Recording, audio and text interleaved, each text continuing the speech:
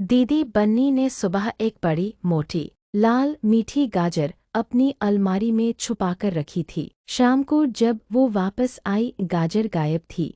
दीदी बन्नी ने अलमारी में देखा पर नहीं थी। उसने सोचा मम्मी ने कहीं रख दी। मम्मी के पास गई, पूछा तो मम्मी ने मना कर दिया कि मुझे नहीं पता। अचानक बन्नी के कमरे से चबाने की आवाज आई। दीदी बन्नी के कमरे की ओर गई और दरवाज़ा खोला। बन्नी आधी गाजर हाथ में लिए बैठा था, मुंह भरा हुआ था, आंखें बड़ी बड़ी।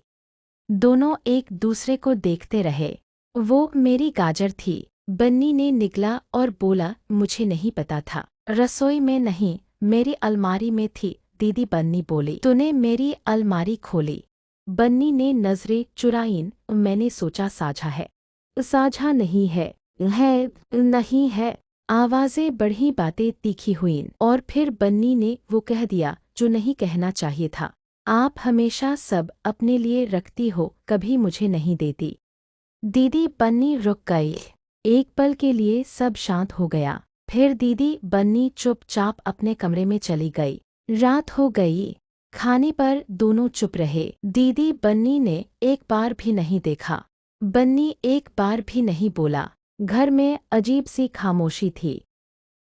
बन्नी अपने कमरे में गया, लेट गया, लेकिन नींद नहीं आई। उसे याद आया पिछले हफ्ते जब वो बीमार था, दीदी बन्नी ने उसके लिए गर्म सूप बनाया था। उससे पहले जब उसे डर लगता था, दीदी बन्नी ने उसे सुलाया था।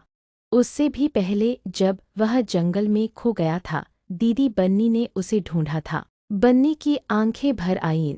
मैंने गलत कहा। वो उठा। दीदी बन्नी के कमरे के दरवाजे के पास आया। दरवाज़ा बंद था। उसने धीरे से दस्तक दी। कोई जवाब नहीं। बन्नी दरवाजे के बाहर ही बैठ गया और बोला, इतनी धीरे कि मुश्किल से सुनाई दे, दीदी सॉरी। अंदर से आवाज़ नहीं आई। वो बैठा रहा। कुछ देर बाद दरवाज़ा धीरे से खुला। दीदी बन्नी बाहर आई। हाथ में पहले वाली गाजर से भी ज्यादा बड़ी मोटी लाल गाजर थी। उसने बन्नी की तरफ बढ़ाई और कहा, गाजर खाए। बन्नी ने दीदी बन्नी के साथ गाजर खाई और दोनों कसकर गले लग गए।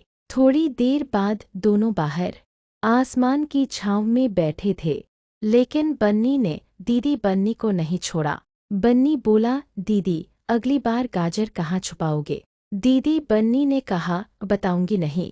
और दोनों हंसने लगे और रात बीत गई।